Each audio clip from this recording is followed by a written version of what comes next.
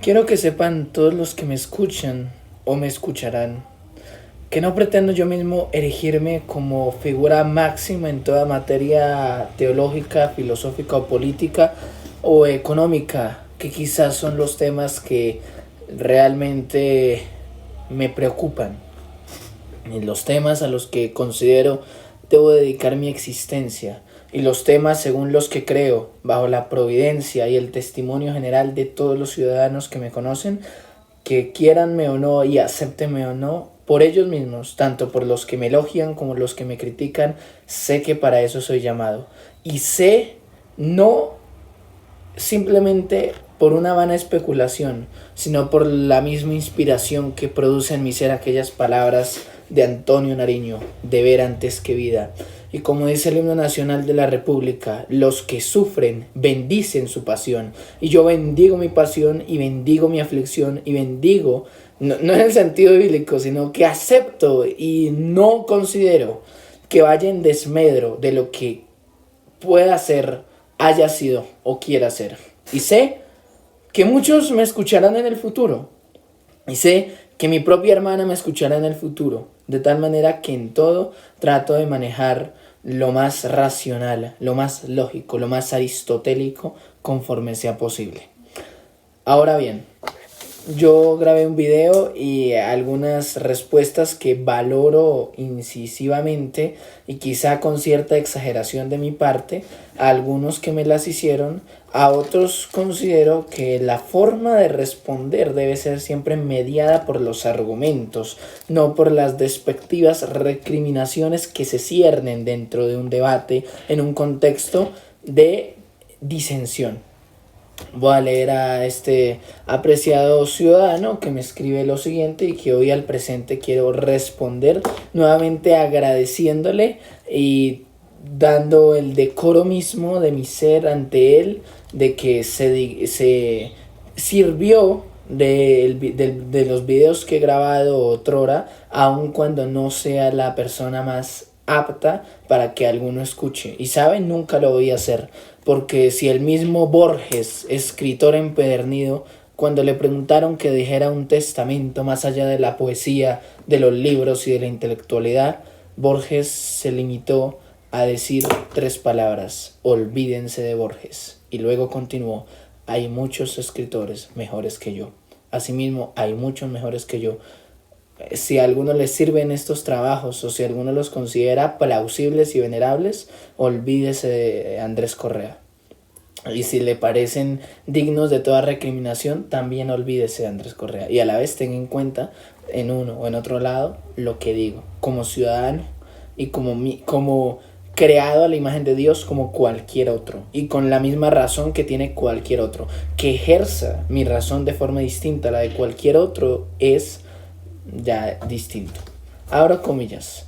Hola, buenas. Sus argumentos presentan claramente la falta de profundización en la doctrina católica, ya que esta, por el hecho de tener la sucesión apostólica, es la prueba suficiente para decir que la Iglesia Católica Romana es la verdadera. Ninguna otra iglesia cristiana goza de este aspecto. Todas las iglesias cristianas tienen sus orígenes en años mucho más recientes y en personas que de una u otra manera criticaban la iglesia romana, mientras que la iglesia verdadera romana, históricamente se puede comprobar su sucesión y legitimidad apostólica. Otro punto que da razón de la legitimidad de la iglesia romana es el hecho de que aquellos que la componen son los que han sido bautizados. Y de aquí 2 puntos. Primero, bautizados por los sucesores de los apóstoles, que es el punto anterior de la sucesión apostólica, ya que son ellos como los primeros apóstoles que comenzaron bautizando por orden directa de Jesús. No como unos que simplemente dicen pertenecer a un sucesor a la iglesia de Cristo sin recibir un bautismo realizado por un sucesor de los apóstoles legítimo. Segundo, bautizados en la fórmula en el nombre del Padre, del Hijo y del Espíritu Santo. También es bueno mencionar que hay muchos que dicen estar en la iglesia verdadera porque sintieron una unción o porque un día decidieron decir sin más que están en la iglesia verdadera. Hay muchas cosas que se podrían seguir diciendo, Pero con estos dos puntos ya queda bastante claro la veracidad de la Iglesia Católica. Bien, vamos primero a referirnos por lo pronto a varios puntos que menciona este amable ateniense. Nuevamente le agradezco su exposición porque creo que en el ámbito de la discusión pocos tratan de argumentar, sino de ir en desmedro del que habla. Y creo que esa aflicción la tienen todos los que hablan en público y todos los que expresan sus ideas. Porque aquel que no expresa sus ideas no está sometido a oposición. Pero muchas veces el que las expresa sí. Pero sabe, yo me autosometo, si me permite el término en la lengua castellana, a la oposición, a la crítica, porque eso va a hacer que, como enseñara Platón, pudiera entonces en esa misma medida conocer verdaderamente y entrar a la luz. Aunque Platón creía que eso se iba a dar, eso se podía dar como idealismo, se podía dar, pero que en últimas era ya cuando el alma abandonase el cuerpo, que ya se conocería la verdadera perfección. Esas son las recompensas de los justos después de la muerte, según Platón. No vamos a hablar de filosofía del presente. Simplemente quiero mencionar 4 puntos principales. El primero es la labor de los apóstoles. Nosotros, cuando nos remitamos a escuchar de la sucesión apostólica, primero tenemos que interpretar, como en toda materia, qué quieren decir los tecnicismos o qué quieren decir en sí mismo las palabras. Porque una mala comprensión de las palabras desencadena una mala doctrina y una mala doctrina desencadena una mala práctica. Vamos a mencionar quiénes eran los apóstoles. Los apóstoles fueron aquellos 12 ciudadanos, 12 citadinos, quizá no lo eran, pero 12 personas comisionadas, 12 hombres santos, comisionados, elegidos. ¿Sabe qué? Remitámonos a la escritura de una vez. Sé que hubo otros comentarios hablando de apoyar a la Iglesia Católica y citando argumentos históricos de la procedencia de las escrituras. Yo por ahora me voy a remitir a las escrituras. Cuando la providencia sea propicia, responderé a eso. Pero por ahora voy a centrarme en lo que dicen las escrituras. Eso lo dice el apóstol Pablo en Gálatas capítulo 1, versículo 15. Cuando agradó a Dios, que me apartó desde el vientre de mi madre y me llamó por su gracia, revelar a su Hijo en mí, para que yo le predicase a los gentiles, entre los gentiles, no consulté enseguida con carne y sangre, ni subí a Jerusalén a los que eran apóstoles antes que yo, sino que fui a Arabia y volví de nuevo a Damasco. Después, pasados 3 años, subí a Jerusalén para ver a Pedro y permanecí con él 15 días. Pero no vi a ningún otro de los apóstoles, sino a Jacobo, el hermano del Señor. En esto que os escribo, he aquí delante de Dios que no miento. Después fui a las regiones de Siria y de Cilicia, y no era conocido de vista las iglesias de Judea que eran de Cristo. En Cristo solamente oían decir: aquel que en otro tiempo nos perseguía, ahora predica la fe que en otro tiempo asolaba, y glorificaban a Dios en mí. Estos apóstoles fueron comisionados directamente, físicamente, y por eso la conversión de Pablo no puede suceder así como sucedió. Perdón. Pero ellos fueron llamados directamente como mensajeros por todo el mundo conocido a predicar el evangelio de Cristo. Tampoco lo digo yo. Esta fe es la misma que se divulga. Eso lo dice el mismo apóstol Pablo en Romanos capítulo 1. Pablo, siervo de Jesucristo, llamado a ser apóstol, apartado para el evangelio de Dios, que él había prometido antes por sus profetas en las santas escrituras. Y vamos a hablar de la verdadera profecía. Pero bueno, acerca de su Hijo, nuestro Señor Jesucristo, que era del linaje de David según la carne, que fue declarado Hijo de Dios con poder según el Espíritu de Santidad por la resurrección de entre los muertos, y por quien recibimos la gracia y el apostolado para la obediencia a la fe en todas las naciones, por amor de su nombre. Y ahora el apóstol ya escribe a la iglesia romana. Una iglesia que de hecho históricamente no fue fundada por ningún apóstol. Entonces, ahora, ¿cómo se distinguía un apóstol? Primero fue llamado por el Señor Jesucristo directamente. Ahora, ¿había otras señales? Por supuesto. Libro de Hechos, capítulo 3. Pedro y Juan subían juntos al templo a la hora novena, la oración. Yo creo que este caso se conoce, ¿no? La curación de alguien que pedía a la entrada del templo unas ofrendas para su misma condición física. Y entonces Pedro dijo, no tengo, versículo 6, plata ni oro, pero lo que tengo te doy, en el nombre de Jesucristo de Nazaret, levántate y anda. Pablo habla de esto en la segunda epístola del apóstol a los Corintios, cuando dice, con todo, las señales de apóstol han sido hechas entre vosotros, 12:12, en toda paciencia, por señales, prodigios y milagros. Esto también se ve en Hechos, capítulo 16, cuando estuvieron encarcelados en Filipos. O sabe, esto también usted lo puede encontrar cuando Pedro fue librado de la cárcel. Así que a los apóstoles se le conocía, ¿sabe? Son tantos los testimonios de la Escritura que usted puede revisar todo el libro de Hechos y puede encontrar cuando el apóstol Pedro resucita a una mujer que me parece que se llamaba Dorca. Realmente el nombre sí se me escapa al presente, pero sí está en las Escrituras, en el libro de Hechos, en el libro de Hechos, cuando Pedro resucita a una mujer. Estas señales fueron demostradas, estos milagros fueron demostrados.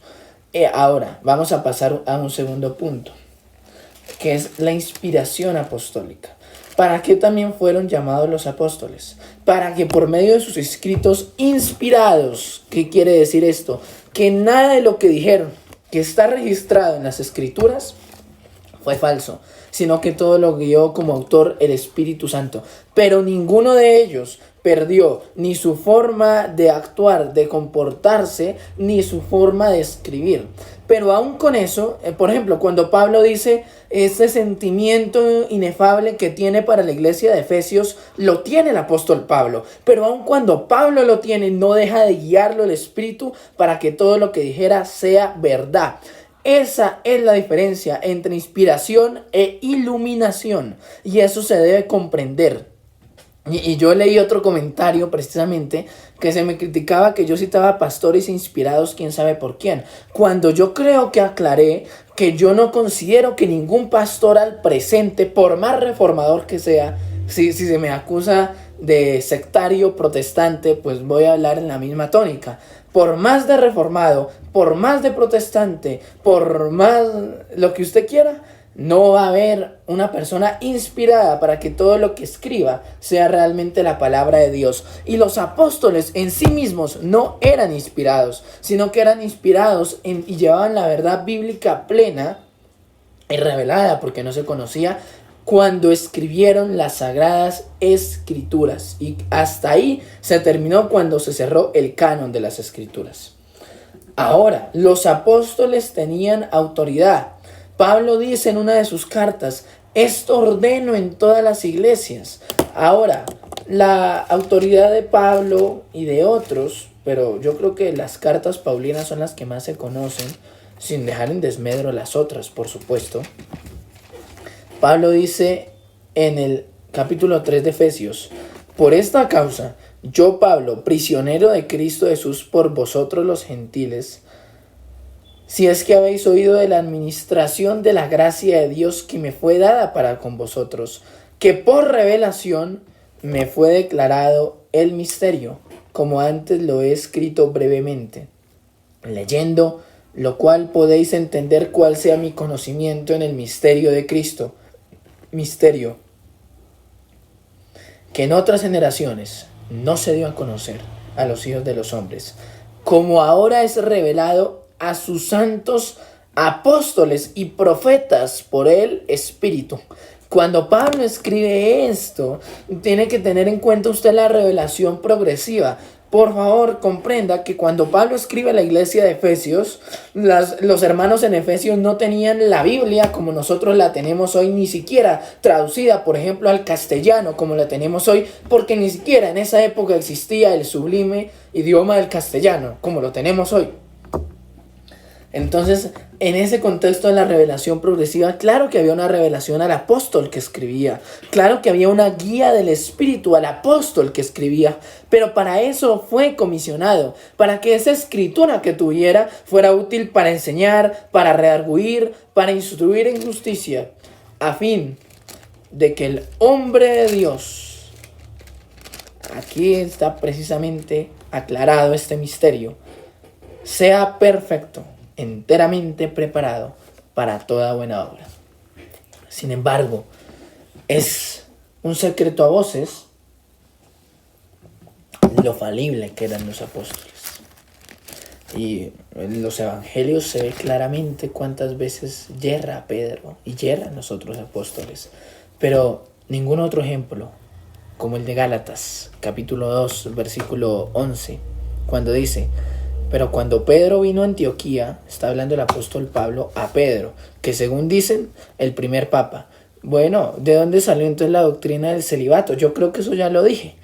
¿De dónde? Si realmente es preciso que el hombre de Dios dentro de la iglesia, como ellos interpretan la iglesia romana, no esté sujeto a las pasiones, como llaman ellos, y como he escuchado de muchos que profesan la doctrina romanista, y que en ese mismo sentido se abstenga del uso natural de la mujer, no entiendo y no veo de dónde sale aquella doctrina por parte del apóstol Pedro, cuando el apóstol Pedro estaba casado y cuando el apóstol Pedro iba a predicar con su señora esposa, cosa que no hacía el apóstol Pablo en calidad de soltero.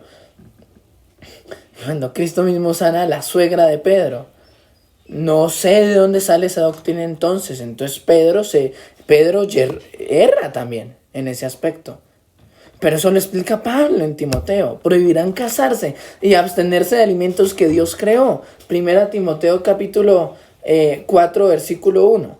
Ahora, vamos a aclarar en este punto la falibilidad del apóstol. Porque dice: antes que viniesen algunos de parte de Jacobo, comía con los gentiles, pero después que vinieron se retraía y se apartaba, porque tenía miedo de los de la circuncisión. Y en su simulación participaban también los otros judíos, de tal manera que aún Bernabé fue arrastrado por la hipocresía de ellos. Y dice el apóstol Pablo al apóstol Pedro: cuando vi que no andaban rectamente conforme a la verdad del evangelio, dije a Pedro delante de todos. Dije a Pedro, que era el apóstol, ¿no? Y el primer papa: si tú, siendo judío, vives como los gentiles y no como judío, ¿por qué obligas a los gentiles a judaizar? Nosotros, judíos de nacimiento y no pecadores de entre los gentiles, también hemos creído en Jesucristo para ser justificados por la fe en Jesucristo y no por las obras de la ley. Entonces, claro que los apóstoles eran hombres falibles como cualquier otro, incluso el hombre en otro contexto más sabio que la tierra haya podido vislumbrar, como Salomón. Tanto fue su desvarío después, que por causa de él, que aunque fue salvo, según los testimonios de la Escritura, empezando por Eclesiastés, no volvió el reino de Israel a una perfección tal como hubo en el tiempo de Salomón, cuando muchos reyes iban a escuchar la sabiduría del rey Salomón y a entregarle preciosos obsequios y presentes. Yo creo que la labor de los apóstoles ha quedado clara, y si hoy enseñamos que la Escritura es la referente de la palabra de Dios, no está de más advertir que ya apóstoles y profetas no hay en el sentido de los profetas y apóstoles que hubo en tiempos bíblicos. Si usted entiende apóstol por mensajero, pues me parece un término impropio de la palabra, pero no lo veo malo. Ahora, se entiende apóstol con las mismas cualidades, inspiración e infalible escritura que tenían ellos. Eso me parece que está mal, por medio de la misma escritura. Si la sucesión apostólica es bíblica, quiero instar a todo el que me escriba a que me dé un argumento bíblico, porque aquí me está dando un argumento histórico. ¿Cuál es el argumento histórico? En la sucesión apostólica es la prueba suficiente para decir que la Iglesia Católica Romana es la verdadera. Ninguna otra iglesia cristiana goza de este aspecto. Todas las iglesias cristianas tienen sus orígenes en años mucho más recientes y en personas que de una u otra manera criticaban a la Iglesia romana. Bueno, es verdad. Lo que pasa es que usted no puede comparar dentro del curso de la historia la iglesia que puede interpretar como romana de los primeros siglos a la de hoy. Y era muy distinta la iglesia, era distintísima en los primeros años, en los primeros siglos, como en la época de Agustín, a la época de los reformadores. Y es más, si usted me está dando un argumento histórico, yo también le voy a responder otro argumento histórico. No creo que la iglesia de Cristo se ve empañada de forma tan deleznable y abyecta por medio de métodos sanguinarios a los que se vio la historia, a los de que se sirve la historia de contar, que fueron protagonizados y fueron característicos de la iglesia romana. Eso en Europa, eso en la persecución incluso que hicieron contra matar a los mismos reformadores, y eso aquí en Latinoamérica se vio latente, porque cuando hubo la contrarreforma aquí se instó a muchos a convertirse a esta doctrina católica por la fuerza. Y sabe, eso no da cuenta en ninguna manera durante el tiempo de una iglesia, de una institución que se autoproclame como la verdadera iglesia de Cristo, cuando ha sido empañada por tantos y execrables testimonios de violencia, de abuso, de pecado. Tanto así que un cantautor muy famoso como Piero demuestra la perversión moral de la iglesia católica hasta tal punto que dice: pasa una señora con traje y la sigue un cura y cae en pecado. Y eso no lo digo yo. A mí lo que me indigna, si se puede y se permite usar ese término, es que se pretendan como mía estas cosas que muchos hablaron y que muchos criticaron. Y yo no estoy a favor de Piero. Piero es un cantautor loable como muchos más. Pero si esa perversión moral se ve latente aún dentro de los que no profesan alguna de estas doctrinas, es de testimonio ciertísimo las conductas de la Iglesia Católica, que poco bien hicieron a la historia y que no dan cuenta de Cristo mismo, porque la Iglesia es la que da testimonio de Cristo. Y por eso Pedro dice: por causa del Señor. Y Pablo dice: sirviendo al Señor. Y sabe, eso lo dice en el contexto social. Yo creo que hasta ahora me quedan 3 puntos, como es la labor de los sucesores de los apóstoles, el bautismo y la cena del Señor. Me parece que hasta ahora es muy difícil evidenciar realmente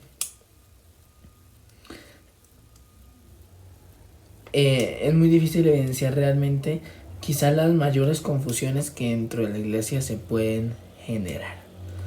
Pero por ahora vamos a limitarnos a entrar someramente en el segundo punto, que es la labor de los sucesores. Utilicemos esa palabra. Me causa curiosidad esa palabra, entonces utilicémosla. Sucesores. Digamos pues entonces, los que fueron después de los apóstoles, ¿cuál es la labor de ellos? Ya hemos demostrado, y por medio de las escrituras, la labor de los apóstoles. Pablo lo dice en Efesios, en los milagros que cuenta Hechos, lo que dice Pablo a Timoteo. Y sabe, otro argumento, en ningún otro escrito que algún apóstol escribió, como Juan a Gallo, como Juan a la señora elegida, como Pedro a las iglesias en dispersión, como Pablo a Tito, como Pablo a Timoteo, como Pablo a Filemón, se ve esta sucesión apostólica en ninguna otra parte de la escritura. Ahora, creo que me faltó un punto acá, y es que muchas iglesias cristianas tienen historia, muchas iglesias cristianas tienen historia más reciente. Bueno, eso es cierto. La reforma como hecho histórico fue no hace más de 500 años, eso es cierto. Pero lo que quería enseñar la reforma era volver a lo que enseñaron los padres. Y lo que enseñaron muchos de los padres de la iglesia es precisamente la misma escritura bíblica verdadera. Así que la labor del protestantismo es volver a la escritura. No es fundar una nueva época, no es fundar una nueva intención, o una nueva religión, o una nueva secta. Y sabe, si usted consulta los testimonios de la historia, se puede dar cuenta que muchos de los reformadores, durante mucho tiempo después, siguieron congregándose en la Iglesia Católica. Lo que querían era reformar aquellas conductas punibles ante Dios y ante el mismo testimonio de la Iglesia. No crear otra nueva religión.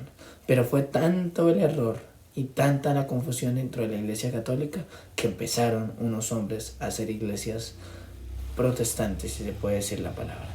Pero no era la intención crear nuevas sectas ni nuevas religiones. Por favor, que se comprenda ese hecho histórico. Y si nace eso de los que criticaban a la iglesia romana, no se le olvide que la crítica no era libre. La crítica era a una expensas de la misma muerte por el poder que tenía la iglesia católica romana. Eso tampoco da testimonio de la verdadera iglesia de Cristo. Ahora, usted habla después del bautismo, estimado ciudadano.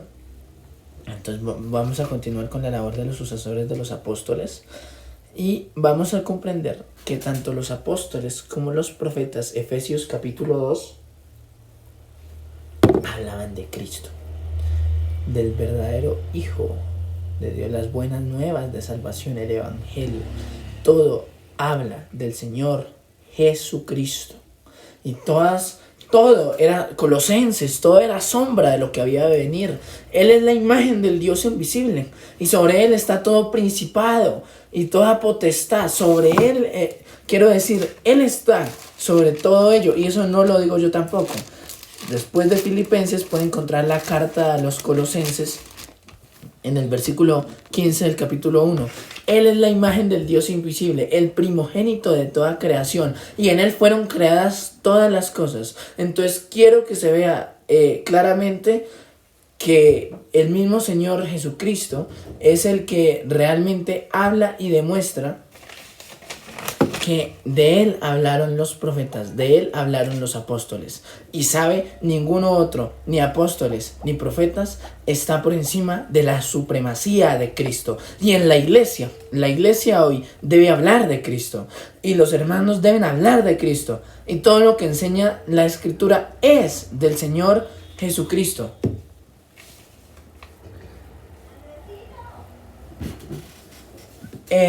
Ahora, el verdadero representante de Cristo aquí en la tierra es el Espíritu Santo, y eso lo pueden encontrar en Hechos capítulo 2. Y me parece que, como algunos escribieron en 1600, no es el Papa, sino es Él, aquel anticristo, al cual el Señor juzgará con toda su gloria. Porque nadie puede atribuirse, ni aún otro ángel del cielo, y eso lo dice Gálatas. Pero bueno, creo que ya por lo pronto ha sido suficiente, no para responder, porque me parece que en un video, ni siquiera en un libro, se podría responder a estas preguntas que van desde mucho tiempo antes. Vamos a dejar esta primera parte de la respuesta a este noble y eximio varón, me parece. Realmente no sé quién es usted, ni siquiera su nombre, ni su nacionalidad con que me escribe, pero simplemente quiero dejar clara mi postura bíblica, porque he tratado de ajustarme a los parámetros de la misma escritura, de la labor de los apóstoles, que lo demuestran sus milagros, su inspiración, su autoridad y aún su mismo espíritu falible en la iglesia, y que es el verdadero Cristo el que debe brillar como supereminente personaje dentro de toda la iglesia y dentro del curso de la historia, porque al Padre a Él le ha dado y le ha conferido esa potestad, y eso lo ve tanto Corintios como Salmo capítulo 2. Y todos los profetas y apóstoles y aún los hermanos que predican el Evangelio deben predicar al mismo Señor Jesucristo y no a ningún otro ateniense, ni al pastor. Y eso quiero dejarlo claro, porque yo no estoy ni a la reforma ni al protestantismo. Y si me preguntan, soy protestante por razones bíblicas, no por razones protestantes. Y quiero que el hermano católico romano sea católico romano por razones bíblicas, no por razones históricas ni católico romanas. Porque yerran todos aquellos que quieren elegirse de cierta postura con base en sus investigaciones históricas y quizás hasta arqueológicas, pero no realmente sobre aquel escrito o aquellos escritos que denotan la supremacía frente a todos los escritos, a saber, las sagradas escrituras que Pablo le dice a Timoteo, has sabido desde pequeño. Entonces vamos a dejar ahí la próxima parte de la respuesta a solo este comentario. Voy a hablar la segunda parte de los profetas actuales que deben ceñirse a la escritura. Vamos a tener el testimonio de Timoteo y de la doctrina. El tercero, los dos sacramentos, tanto el bautismo, la diferencia entre el sacramento del bautismo, la circuncisión en el Antiguo Testamento, quiénes son los que deben bautizar, y como cuarto, la cena del Señor, la impiedad de la misa que se ve claramente por el oficio de sacerdote de Cristo, que es algo que realmente está fuera de todo parámetro escritural, y la comunión de los santos que está dentro del culto de Corinto. No ha acabado esta respuesta, pero espero que haya quedado claro tanto la labor de los apóstoles, y por eso es que no hay más apóstoles. Claro, por supuesto, faltan otros temas por tratar del comentario, pero en su momento los trataré. Muchas gracias nuevamente por su respuesta, muchas gracias por su comentario, muchas gracias a todos aquellos que quieran dialogar con base en las razones de los amantes de las letras que un escritor bogotano decía. Y yo simplemente quiero decir que a todos los ciudadanos lo que debe primar no es el catolicismo ni el protestantismo, es Cristo mismo, la palabra de Dios y el Espíritu que obra en cada quien como quiere. A eso deberíamos llegar. Muchas gracias.